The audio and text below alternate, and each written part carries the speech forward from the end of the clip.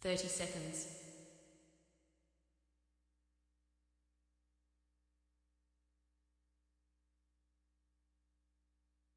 20 seconds.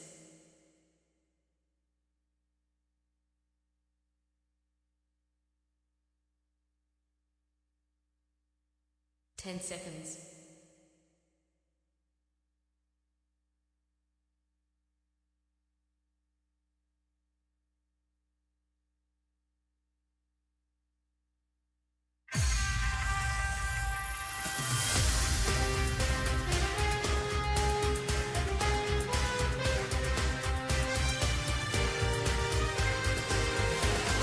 Hi, My name's J. Stan McCauley. I'm Naisha McCauley, and Well, you're watching AccessTV.org.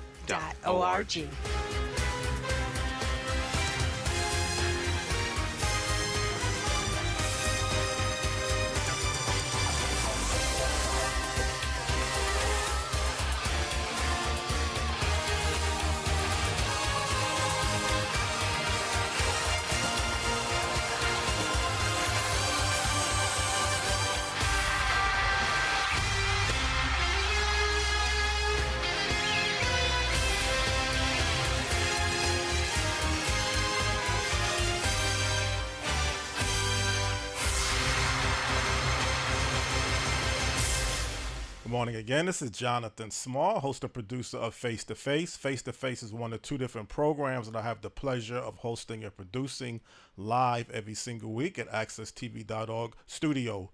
Face to Face is a show that's designed to ask the guests the hard questions and give you, the viewers, the answers and information that you deserve to know. This morning I have actually a returning guest who I had the pleasure of interviewing on All About You when it was the in-studio format as well as face-to-face. This individual has a long, extensive background in all forms of media communications, whether it's social media currently, TV, film. He was, I guess, an instrumental piece towards designing the Hartford Public Access Station, which he also ran as the executive director, if I'm correct. And he has a strong political insight. He is the president of the Greater Hartford African American Alliance. And he's also made a tremendous transition a long time ago from the aviation industry into the media industry. The guest this morning is no other than the founder and president of AccessTV.org, which is a social media television operation network, no other than Pastor J. Stan McCauley. Good morning, Stan. How are you doing? Good morning, Jonathan. How are you? Well, it's a pleasure to interview you, have you on face to face, and I'm looking forward for this particular interview. Stan, would you like to let people know a little bit more about yourself and background, or would you like to jump into the main topics of discussion? We could jump right into the main topics. Okay. Well, there's always going to be issues locally, statewide, nationally, and internationally. And there's been a lot of different issues over the past couple of weeks here locally as well as statewide. One issue that's, I guess, started it about a few weeks ago is that former Hartford Mayor Luke Broden has decided to run for congressman in the Connecticut First District against a longtime legend, no other than Congressman John Larson. Were you kind of surprised, first of all, when Luke made the announcement, or were you expecting this to happen? Well, I wasn't necessarily expecting it to happen, but I wasn't surprised. Okay. No. Do you think it's going to be a real tough, dirty election or campaign? Because everybody is kind of expecting it to come down to these two individuals, even though there's other candidates that's running in the congressional first district.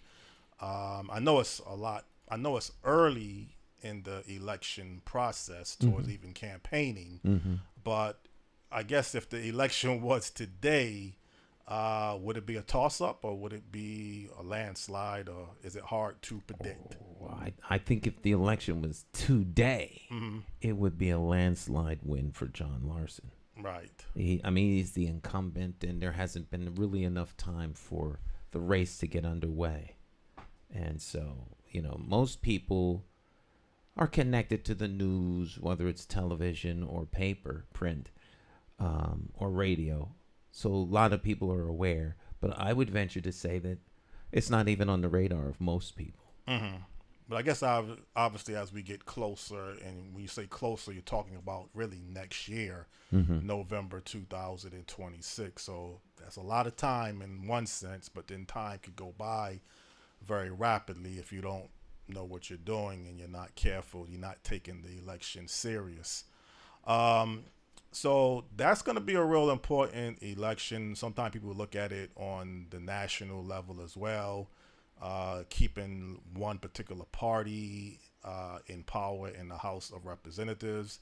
Is that important that you look at it towards also having a particular party, this case, the Democratic Party, with more seats than what they currently have, or does that really not make a big difference? Well, it'll make a huge difference. I mean, I think it's important for the Democrats, of course, to gain as many seats as they can. Currently, the Republicans control more seats in the House and in the Senate, so they have an not overwhelming. Half plus one is overwhelming. So I guess you could say that because that's all they need. They need half plus one vote.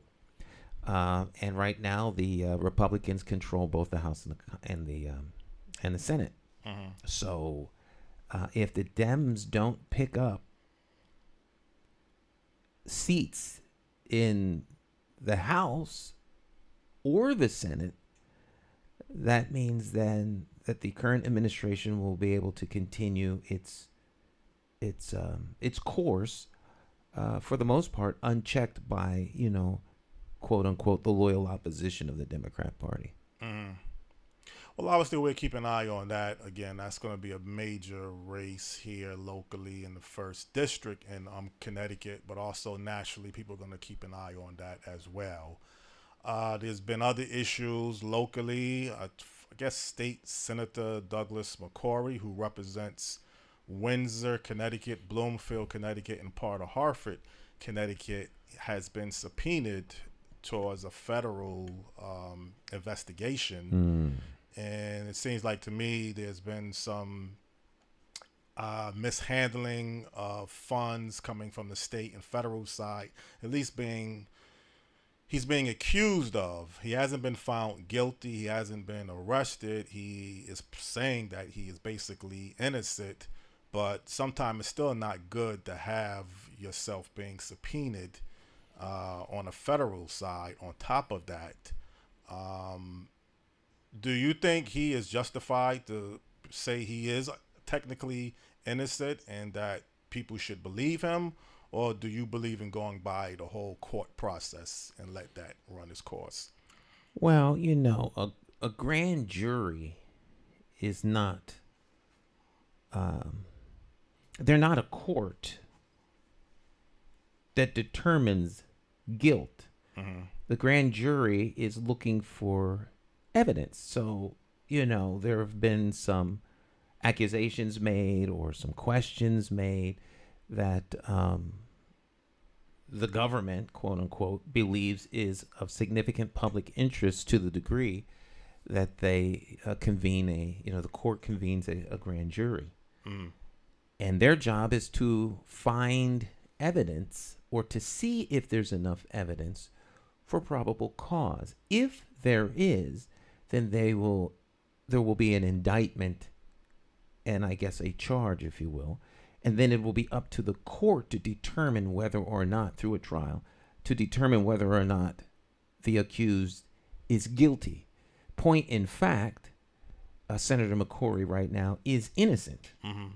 There is no question to his innocence right now because the contrary hasn't been established, and that won't be established until there is a hearing before a court, and there's a trial, so to speak. So right now there's a lot of talk. It's very, very controversial. He is no doubt going to be sidelined because of the grand jury investigation. But his guilt is it's not going to be determined by this investigation. My major concern is less with Senator McCauley and more with the damage that's being done to the community which he represents, which is a tremendous damage being done, and that it can't be undone. So the community is irreparably being harmed by the allegations and the investigation. He is innocent, so he maybe some personal hits here and there, but the devastation to the community is monumental. But what technically has been devastated for the community by him being subpoenaed? I mean, what has changed before he was subpoenaed for the community comparable to now? When you say that the community has been damaged by this, could you kind of be more direct and say exactly which areas has the community been damaged by Senator McCauley being subpoenaed under a federal grand jury? Well, you have at the tip of the iceberg, more than likely, is what happened with the Blue Hills Civic Association, with the funds that were intercepted, interrupted, or whatever the case may be, with the $300,000, which caused them to lose major portions of their funding, and they had to shut down. Something had to trigger the investigation. And it may have been the wire fraud or the bank, irregularity with the transaction. But one way or the other, this investigation and the evidence that they're looking at, whether or not that's enough evidence to bring a charge is a separate conversation. But there's a lot of evidence that's been brought out in the newspaper. All anybody has to do is read last week's series of articles in various publications, and you can get caught up very, very quickly. Well, the investigation is besmirching the good name and integrity of all kinds of organizations, organization leadership, programs that have been put in place to help build capacity within the community. You've got the cannabis, legislation that passed, and the social impact and money that's supposed to be, coming from the sale of cannabis to go back into the community. All these things are being assailed and besmirched, and the people who are connected to them, because a whole lot of people are receiving subpoenas. And as you mentioned in your opening conversation, those subpoenas, just because you were subpoenaed, people automatically assume, oh man, you must have done something. Well, you could be subpoenaed and have done absolutely nothing. They may have subpoenaed you because you had a conversation with someone, and they're double checking to see whether or not that conversation actually happened. And they'll find out, oh, the conversation happened, and you're telling them what happened, and two other people told them the same thing. So it doesn't necessarily mean you're guilty of something because you were subpoenaed. It just means that you're being questioned as the jury tries to establish what the truth is, and thus, is there enough evidence?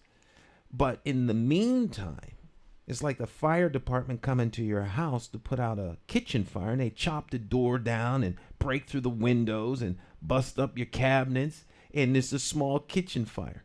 The damage being done to put the fire out is enormous. Right. And then again, these type of issues, or this federal grand jury subpoena against Senator Douglas McCauley and other people too. It's not just him alone, but he's gaining the major spotlight by being a legislator here in Connecticut and a state senator. Directly, it's almost everything is being directly traced to him mostly, and then a few other people in general. And I don't know if that's fair or not. Well, I think, is the statement you're making fair, or or him being the center of the investigation fair? I would guess a little bit of both, because actually I'm sending everything with my statements mostly at Senator Douglas McCauley, and I haven't mentioned the other people. So I guess I could take a little unfairness how I'm attacking him more than the other people, but in general too. I mean, I wouldn't consider it an attack. Douglas McCauley, Senator McCauley, is an elected official. He works for us. So, he's not sacrosanct, and neither is any other elected official. They all are in service to us, not the other way around. And so if there is some sort of irregularity, the head of the line to whom one must give an account are the constituents that one serves, not us giving account to him. Right. And so it would seem that he is the target of the investigation, because the allegation is that he has been steering funds to certain organizations in what thus saith Stan, not necessarily the truth or what other people are saying, in what appears to be a steering operation, kind of a pay to play kind of a thing. Who's the ultimate determiner of who gets these funds? It should be the broader public, or is it the agencies which get a loaf of bread, and then the agencies decide who gets the slices of bread? Or should everyone have an opportunity to go to the supermarket and get their own bread? So the state is the one handing out the money, not Senator McCauley, not some nonprofit organization. The state of Connecticut is handing out that money, and the state of Connecticut is its money from the taxpayers. And the state gets some of that money from the federal government. So there's a middleman here that maybe should not be there. Now, that's not Senator McCauley's fault. That's just how it works. But if indeed he is guilty of determining who gets money and who doesn't, then what is the criteria by which that has been established? Because I can guarantee you, for everyone that gets a grant, there's 7 or 8 others who want that same grant. And, there's always someone left standing in this musical chairs game that doesn't get what they would like to have. And when they find out that there's irregularities, it starts to give people, they start to mistrust the system. So, and he's part of the system, would you say, as an elected official? I mean, he can make influential decisions towards who can receive certain grant money. Absolutely. Absolutely. He's extremely influential. He sits on several different committees as a senator, and he has tremendous influence. And so is that influence for good, or is that influence for bad? In what way? And that's what the grand jury is trying to determine. Is this just the natural course of business that's no different from any other legislator fighting for funding to support programs and issues in their community that they represent, whether it's funding for the roads or a playground or a school or whatever? That's part and parcel to the process. But if these are backroom deals, many of them are, but if they're blatant backroom deals that seem to favor a select few, then it creates problems. All right. Well, let's play it by ear. I mean, it's kind of just gotten started. It's going to continue. It's going to be a big media format about that tomorrow on a local public radio station. Someone is, I guess, I don't know if he's a journalist, but someone that can really break down many different investigations. So I'll definitely keep an eye on that. And I would recommend other people too as well, for the benefit of just your own personal interests, or the benefit to find out what's right and what's wrong. Nationally, President Donald Trump has think he's trying to bring the National Guard towards Washington, D.C., or trying to remove the crime element. I think he wants to attack the homeless element. Washington, D.C., the nation's capital, just had its 100th homicide of the year, so that's a high number if you look at it in the grand sense. I guess, is President Trump in the legal authority to authorize the National Guard to go into Washington, D.C.? Yeah, Okay. because Washington D.C. is they have a home rule compact or charter or whatever the case may be that gives the citizens of Washington some form of representation. But it is the District of Columbia, and prosecutors. Things are there. Many agents of the government within Washington D.C. are appointed by the president, and so the National Guard. He's the one that would deploy the National Guard for Washington D.C. So he is legally within his authority to do what he's doing in Washington D.C. If it was another city in the country, then it would be very problematic. But in Washington D.C., he's not outside of his authority. Well, first, let's stick with Washington, D.C., because President Trump has obviously tried to want to offer the National Guards to Chicago as well. But like you say, he doesn't have the legal authority to just send the National Guards to other cities throughout the country. But in Washington, D.C. right now, it looks like the mayor of Washington, D.C. is very upset. A lot of the local leadership is very upset. As an individual, Stan, who has ran for mayor, do you think the mayor has the right to be upset and want to denounce what President Trump is looking to do, or should she be willing to support all of the help that she can get? I know it's a sticky subject matter when you get the National Guards involved in running crime, but what's your take on her? Well, the federal government took over the police department, and then the National Guard came in. But yeah, you're an elected official to represent your constituents, and then there's another power above you who supersedes that and comes in and takes away some of your autonomy. I guess people's egos can get crushed and stompled on, but at the end of the day, are the constituents being served by the action beyond the politics of it?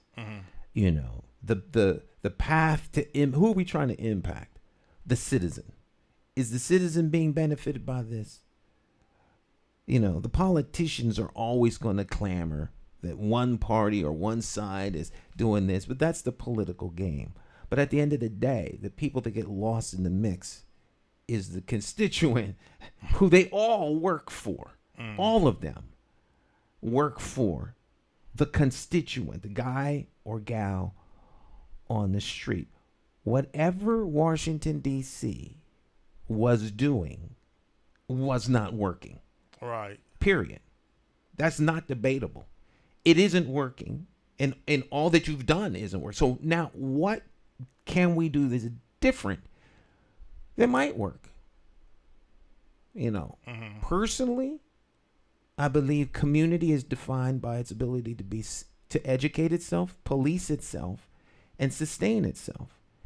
If your community is policed by outside entities, you don't have a community. If you have to depend on outside entities to educate your citizens, then you don't have a community. And if it's not sustained by the citizens, it's not a community. So the first line of policing in any community should be the community members. There are community standards that are and are not acceptable. It's up to the community to enforce those standards. So they have a government that they employ, and they have police officers that are paid to help the community enforce those standards. If the community loses the ability to control that, then they need to get help from somewhere, and the current police department is failing, it seems. Yeah, I guess the numbers sometimes speak for themselves. 100 homicides. It's been higher than that in the nation's capital, but still 100 homicides, and people don't feel safe. That's kind of the bottom line. If you feel like your public safety is not being adequately safe, then I guess sometimes you got to make tough decisions, and nobody likes to lose sense of control and become a police state. But sometimes drastic situations require drastic measures.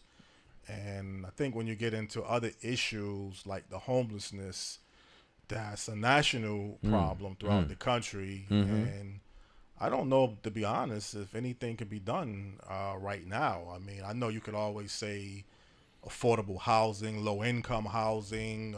You could say more shelters.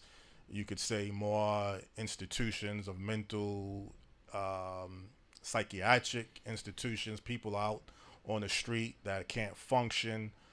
So it's a real complex issue if you put everything on the paper. But what do you recommend that, I guess, homelessness, if it's taking place in your city, it's the city's responsibility to address the issue, or is it some other source to address the issue if something is taking place directly in your city as you have homeless people in high numbers?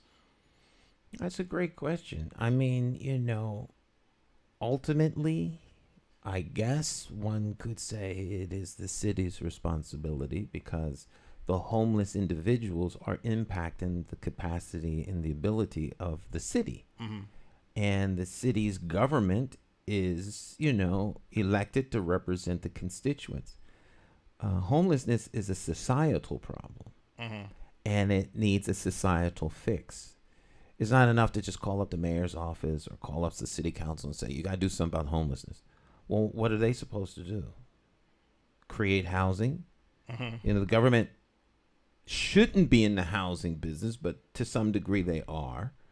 Housing is driven by the private sector, and most people are in business to make money. There are churches and there are nonprofit organizations that try to offset the issues around homelessness. But, one has to understand and attack, why are people homeless? They weren't born homeless. Okay, so where's the dysfunction within the family structure that these individuals don't have a place to go to retreat to? A lot of times there are deep-seated mental issues. A lot of the institutions and places that people got help for their mental issues are closed. They put those people out on the street or into some sort of home environment, group home, and then they wound up not being in there. So a lot of people are on the streets. Some people are on the street because they ran out of money, they got evicted, they're living paycheck to paycheck, they lost their job. There's any number of reasons why there are people that are homeless. And so at the end of the day, you see them as being on the street, but why they're on the street is very, very, very, very broad. So society has to do its job in alleviating the pain and the suffering of the homeless. But we live in a time when people are really only concerned about themselves. They don't want to let somebody who's homeless come and spend the night or stay in their garage or give them a plate of food to eat. They'll walk past them and see them laying on the street and not say anything. So, Well, wouldn't the principle sometime, the old saying, if you give a man fish, he eats for one day, or if you teach a person how to fish, they can eat for life. I know that's simplistic to really make a statement like that. But if you invite an individual that's homeless, that has no fixed address, has no money, has no food, and you help them out, I don't know if it's your responsibility to have them live with you permanently. That's a decision you have to make for yourself and your other family members. But they need a permanent home. Right. So it may not be your responsibility, but you then want to make it someone else's. So if we are the government is ours. We are the government. We have people elected to represent us, who sit in the seats to make decisions on our behalf. So if we don't want to take care of them, who is? All right.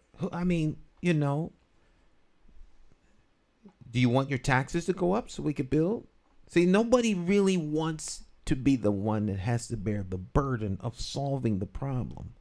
They just don't want the problem to be at their door. They put it in another town, put it over like garbage.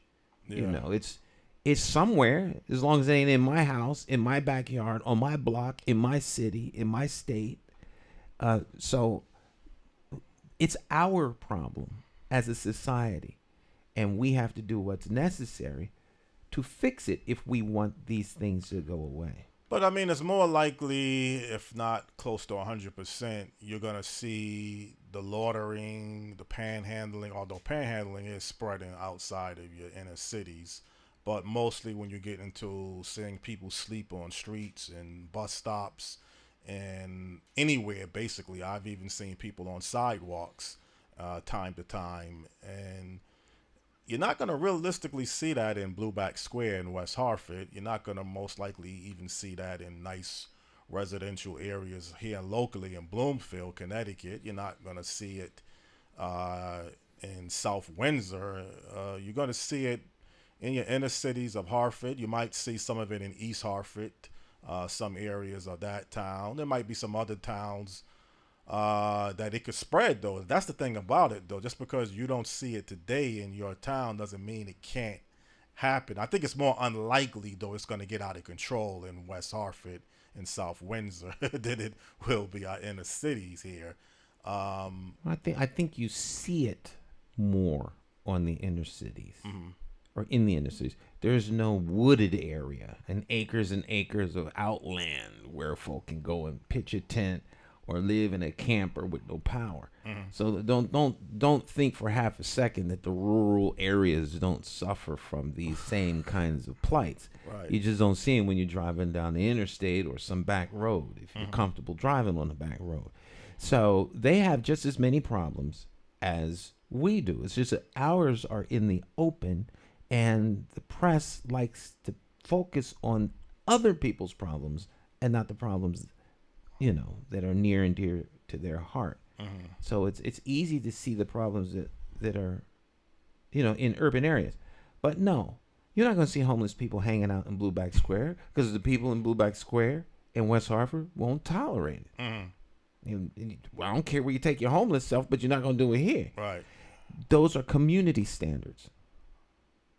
So the people that, let's say, tolerated it in the cities, if you go along Park Street, if you go along Upper Albany Avenue, and you go on Barber Street, Unity Plaza, you go in other areas, Bedford and Brookford Street, the people there, now you could break it into different reasons. You could say, well, these might not be home ownership, so they may look at it that it's not really a big deal.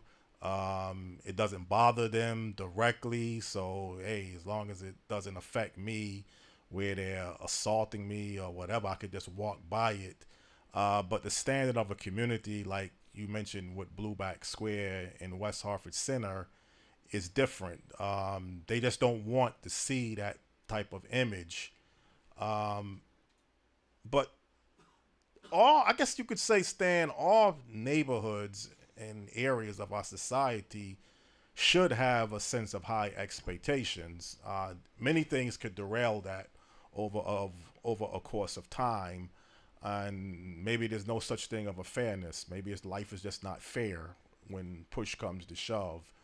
But wouldn't it be nice if, let's say, your elected officials, your leadership who runs agencies that's designed to attack these issues, maybe if they were more out in the forefront, would that help people who are not involved get more involved, or you don't think that would make a difference? Well, I think you don't need an agency to help you get involved. I don't need an agency to help me get involved. Right. I need to be one who's willing to be involved. I'm involved in a lot of different things, but I'm not involved in homeless issues. That's not one of the issues I'm involved with. There are other people who are. And so those people who are dealing with homelessness are stacked up. They only, you only have enough capacity to do X. They're full. They're at maximum capacity. If you gave them another $2 million, they would find a way to max out that capacity because the need is so great. So the need is greater than an agency helping manage that individual's homelessness. We need a change in how we value human beings. So that if we see someone, we embrace them and give them the help they need to restore and make them whole. That has to be a community. That has to be a societal undertaking. Because it's not enough for one or two people. We need to reprocess how we look at and value human beings. And then that will change. All right. So if you live in Blueback, you see homelessness, you don't want it there, you speak up, it's gone. So where did they wind up? Over on Park Street, Bellevue Street, right? Portions of Albany Avenue, whatever it is. You pick a place, right? At the corner of my street. Yeah. All right. So the people there are closer to the plight of those that are suffering. So they're not so quick to say, take your homeless self and get off my street. Because they may have family members or people that they know that are suffering from homelessness. Uncle so-and-so or cousin so-and-so may have a little mental problem and they don't mix well with the rest of the family. They would rather be on the street than at home with these people. So they wind up being on the street. It's not that far away from them. So they're not going to just have them arrested or taken off the street because there's a compassion for them or a level of understanding. But if the street becomes overwhelmed, I tell you what they will do. They'll move. See, people are exercising their displeasure with their feet. They move away from that. If Blueback were to start to have more and more homeless people and the elected representatives that serve that community were inefficient in removing them, those people will move. Where there are less affluent people, where people have less money and less ability to pick up and move, they wind up being there. All right. And the community starts to suffer overall. Well, it's not an easy fix, evidently, because it's not really being fixed. I think that when you see homelessness growing, it doesn't sound like to me the situation is getting any better. It's getting worse. And as you always have stated, telling people a problem, obviously you have to identify and know that you have a problem. You got to be realistic. But at some point, figuring out how to prevent the problem and how to fix the problem is really the big solutions in the grand sense. If you could prevent things, it makes it a lot easier to deal with something than when it gets out of control. Aptly stated. The President of the United States federalizing the police department in Washington, D.C. He is doing something. The opposition can say, all right, let's see. We can give you 3 months. If it fails, then they can say, you did this and it didn't work. We need to try something else. Or they could say, we have a better plan. Give us 3 weeks and we will turn it around. See, until you try something and that try turns into success, it's just talk. The people who are impacted by all these things want to see something happen. The businesses on Park Street want to see something done with the loitering and the homelessness issue. The people on Albany Avenue want to see something done. They don't care about the conversations and the talk. When are you going to do something? And so, those people who are in these positions, the community expects them to deliver. If they don't, ultimately what will happen is people will start to move away and you'll have a negative impact in your community. Right. And then again, everybody's not going to be fortunate enough to always move, at least not right away at some point. And with the cost of housing increasing and more people looking for housing, particularly the rental market, is going to make it even more competitive to get, I guess you could say, a nice, safe community, because it comes with a price tag. It doesn't, when you get a nice, safe community that has very little major issues, it usually comes with a financial price tag. It's not going to be that less. It's not going to be cheap. Let's put it that way. Well, that's true to a degree. Just because a community is less affluential doesn't mean it has to be unsafe. Mm-hmm. It's unsafe. Not the fact that the community may be unsafe has less to do with the fact that it is a poorer community, and more that community has allowed the community standard to drop to where activities that negatively impact the community have become the new standard. Right. When people in the community say we're not going to have this no more, it changes. Block watches, that can change a whole community. All right. There are plenty of blocks and streets in Hartford where as soon as you turn on that street, there's someone on the street that knows you're there. They start looking out the windows. They make phone calls. They'll have the police drive by.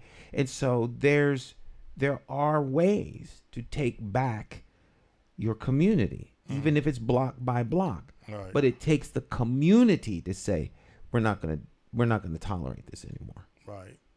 And I think, again, it's one thing, you don't always want to give the impression you want to kick people to the curb and just say, okay, I'm not, like I say, you mentioned earlier about inviting people into your home, and that's still a big, I would say it's actually a risk too, because you don't even know this person. So, I mean, I wouldn't say it's not like somebody that you know personally that you see homeless and you had a past relationship with the person. It's like anything else. If someone you're going to interview for, you're going to have someone work in your company, you're going to have an interview, you got to sit down and talk and know what is going to be the rules. So, but when you're dealing with almost a state of an emergency, people could be hungry, people could be sick, and, you don't want to see someone succumb. It takes emergency drastic efforts, and unfortunately I think that's lacking where things stand. I mean, this was a fast-paced conversation. I mean, I could talk about other issues. I think the Connecticut Sun is drawing some attention towards if they're going to go to Boston or they're going to move to downtown Hartford. Do you think we can keep the Connecticut Sun here and have them move into the People's Arena in downtown Hartford, or you think it's unlikely? I don't know. I haven't been following that as much as one might, I guess, expect. It would be great for Hartford if they do wind up being here. I mean, I think it would be a big draw. People like women's basketball. I just don't know if Hartford can compete with the likes of Boston and Providence, Rhode Island. But if they like Connecticut, want to stay here, if they are, incentivized to some degree, and, Connecticut retains them, Hartford would benefit. It would be great to have them here along with the baseball team, and, whatever they can do to draw people to the city and give them, more alternatives.